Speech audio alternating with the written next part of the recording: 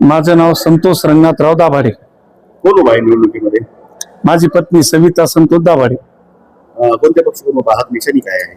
आमची काँग्रेस पक्ष आहे आणि आमची निवडणूक निशाणी आहे पंजा. आपण निवडणूक लढवण्याचा निर्णय का घेतला? काय करणार? तुम्हाला खरं सांगायचं साहेब, आजपर्यंत जे मी कोणतीही गोष्ट करीत आलो, जे मला वाटलं ते कोणतंही क्षेत्र असो, मी ते शेवटच्या टोकापर्यंत नेऊन घालायचं काम केलेलं आहे आजपर्यंत. आणि माझा काही राजकीय वारसा नाही, न माझा कोणी गॉडफादर नाही, न माझ्या मागे कोणी राजकीय पहिल्या पिढीत बी माझी काही राजकीय वारसा नाही. आणि माझ्या पाठीमाग आज बी कोणी असा राजकारणातलं कोणी गॉडफादर नाही. माझी ही सगळी लढाई माझ्या पक्षासोबत एकनिष्ठ राहून मी स्वतंत्र लढत आहे. माझ्याकडे कार्यकर्ते सुद्धा, माझे कार्यकर्ते म्हणजे माझे पाहुणे मित्र, मित्रमंडळी, पाहुणे रावणी, या अशा लोकांना घेऊन सनी मी आजपर्यंत 9 नोव्हेंबरला मी बाहेर पडलेला आहे. त्या आजपर्यंत लढा देत आलो.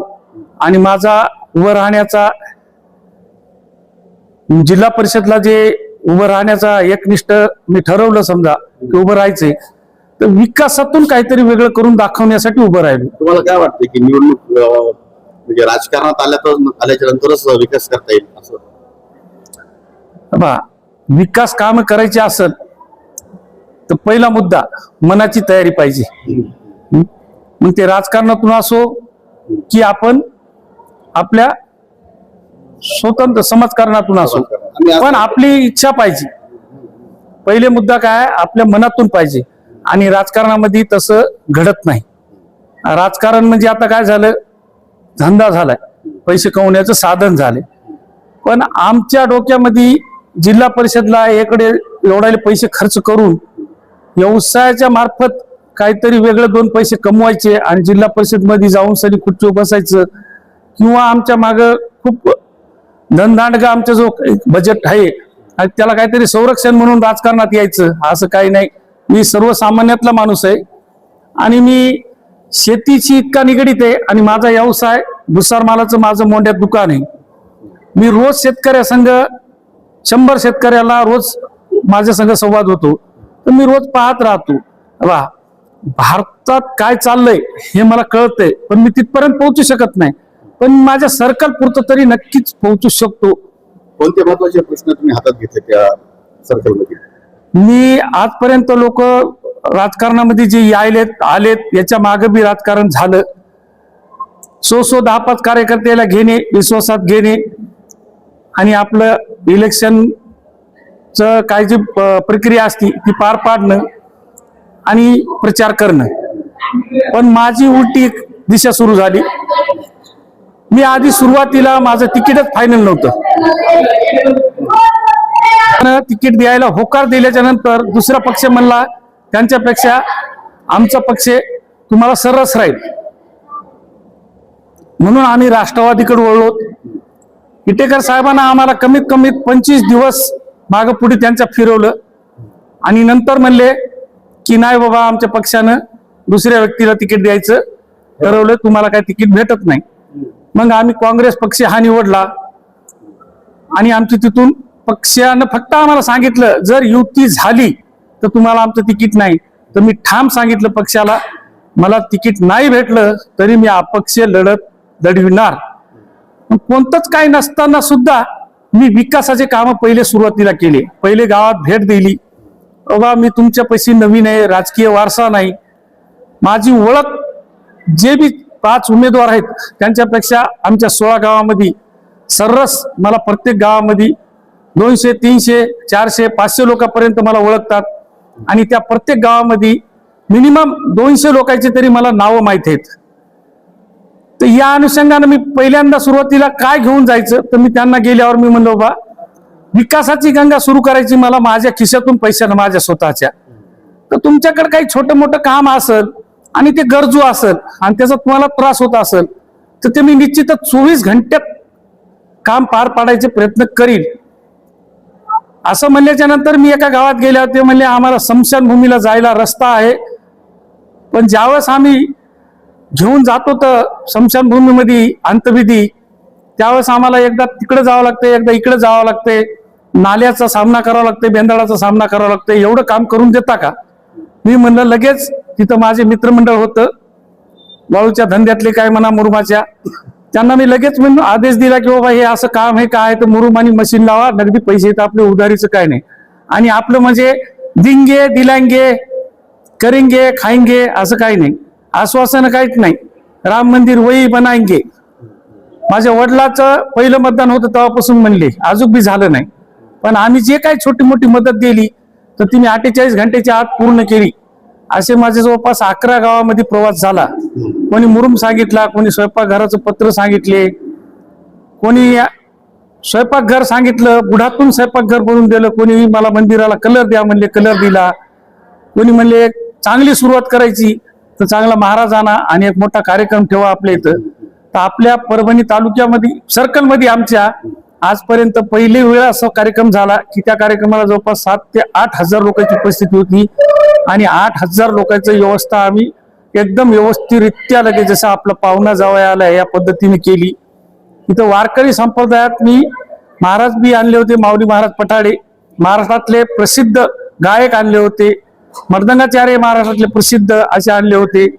सगळ्या काही गोष्टी त्या केल्या.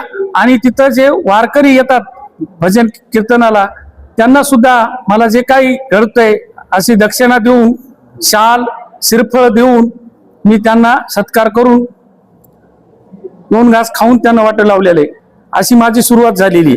मी 11 गावामध्ये जेवढं काम करीत असताना मला खूप काही अडचणी आल्या. काही गावामध्ये म्हणले आम्हाला समाज मंदिर बांधून देता का? म्हणून माझा काही राजकीय वारसा नाही की मी एवढं 10 लाखाचं काम करून द्यायला. आणि मी कुठला काही रोडचं काम केलेलं नाही, ना मी गुत्तेदार नाही, न माझ्या माग कुठलाही आतापर्यंत वारसा राजकारणाचा नाही.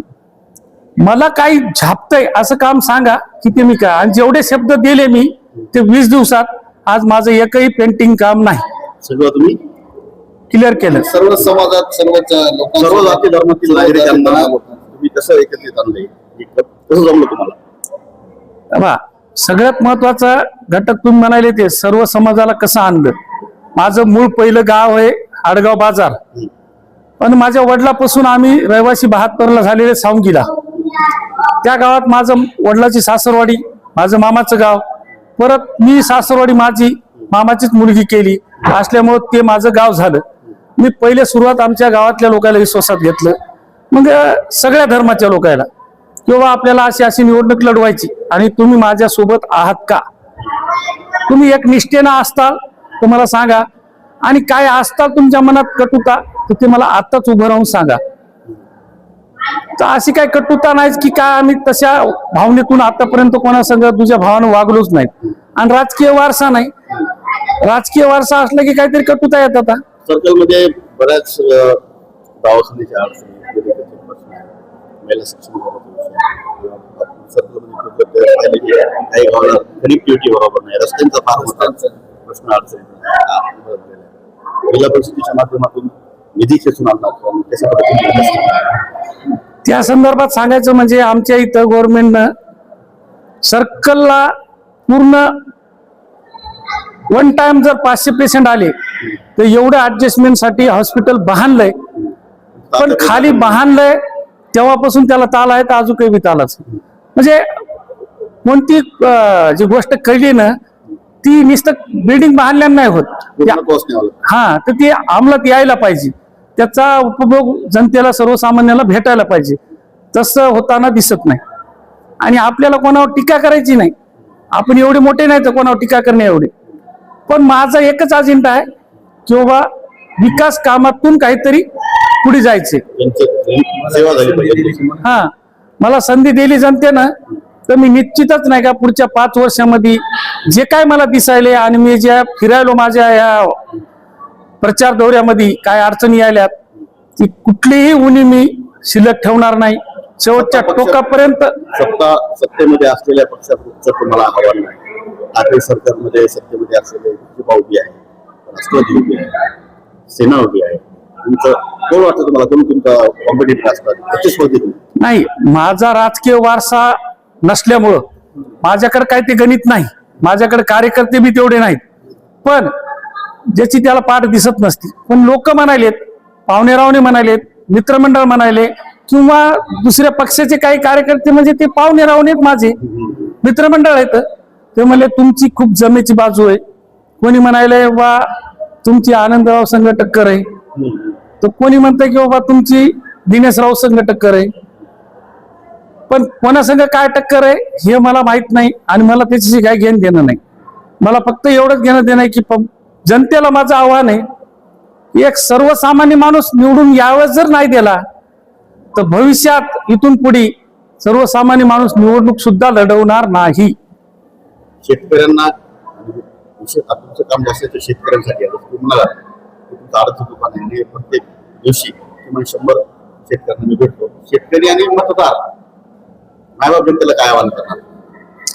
मायबाप जनतेला तुम्हाला सांगायचं म्हणजे सोयाबीनचा भाव झाला, कापसाचा भाव झाला, हे जे प्रत्येक शेतकरी एवढं कबाड कष्ट करून सनी सगळं शेवटच्या टोकापर्यंत मार्केटपर्यंत येईपर्यंत सगळी निराशा आहे. आणि हे खूप मोठ्या शक्तीचं काम आहे आणि तिथपर्यंत जिल्हा परिषद तरी माझ्या हिशोबाने काही पोहोचू शकणार नाही. कागदपत्री पोहोचल, पण आता तुम्हाला माहित आहे सरकारचं काम कसं चालू आहे, कोण्या पद्धतीचं चालू आहे. खूप बलांडे लोकांना दाबादाबीचा कार्यक्रम चालू आहे. आपण तर सर्वसामान्य माणूस आहे, आम्हाला काय गोष्टी झाल्या, आम्हाला पहिला अनुभव आला, आम्हाला फॉर्म कसा भरायचा हे सुद्धा माहित नव्हतं. ते सुद्धा आम्ही ते वकिलामार्फत सगळं काही लोकांना आम्हाला मार्गदर्शन चांगल्यापैकी दिलं. फॉर्म चुकवून तर 2 फॉर्म भर, एक अपक्षाचा भर, त्याच्यात बी बरेचशा लोकांना आम्हाला तिथंच कसं कटल हे असे प्रयत्न केले. आमचा उमेदवार पळवला एक पंचायत समितीचा, आम्हाला आमचे योग चांगले, पुन्हा दुसरा उमेदवार भेटला. पुन्हा आवर्जून सांगायचंय की आमच्या बोबडे टाकळी गणामध्ये एसी समाजाला पंचायत समिती सुटली आणि आम्ही ते न्याय दिला, पंचायत समितीचा उमेदवार दिला. ही सगळ्यात मोठी जमेची बाजू आहे, आम्ही त्या समाजाला न्याय दिला. आणि ते पण नवीनच उमेदवार आहे आणि आम्ही पण नवीनच उमेदवार आहे, पण आम्ही आमचा वसा घेऊन कामातून लोकांच्या दारात चाललो. आणि अजून बी पुन्हा म्हणालो होतो काही काम असेल तर सांगा. लोकांच्या भूमिका काही यायला आता कोणी म्हणाले, आमच्या समोर तर सगळे म्हणायत की तुम्ही 1 नंबरला आहेत, पण आता ती ज्याची त्याला पाठ दिसत नसती. आता जे काय दिसल तर ते 7 तारखेला 9 तारखेला निकालातून दिसल.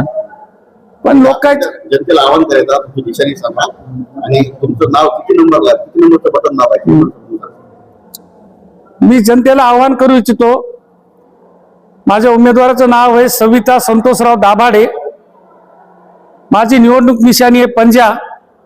येत्या 7 तारखेला पंजा या फुलीवर बटनावर फुलीचा ठसा मारून या उमेदवाराला भरघोस मताने विजय करसान एवढी मी कळकळीची विनंती करतो. किती नंबरला आहे? पंजाचं बटन 3 नंबरला आहे. 3 नंबरला आमच्या निशाणीचं बटन आहे. आणि सगळ्या जनतेला आवाहन करतो की एकदम सर्वसामान्यामधला माणूस आहे मी. माझी पुन्हा कळकळीची विनंती आहे आणि मीडियाद्वारे नाही, मी डायरेक्ट सुद्धा नवीन असून बघता मी 1000, 500, 300 लोक आणि अत्यंत लोकांचे आभारी आहेत. खूप मोठ्या सभा झाल्या, माझ्यासारख्या सर्वसामान्य माणसाला लोकांनी कमीत कमी निराशा तरी दिली नाही. दुसरा कोणी गेला उमेदवार तर 50 माणसं, 30 माणसं, 40 माणसं, पण माझ्यासारखा सर्वसामान्य माणूस गेल्यावर मिनिमम माझ्या सभेला 200, 300, 400, एका गावात टार्गेट मोडलं 1000 लोक होते त्या सभेला माझ्या. आणि मी जे बोलताय ते मी 45 मिनिटं येळवाकडं त्याची परमिशन घेऊन बोललो की मी नवीन आहे, माझं चुकलं काही तर माफ करा.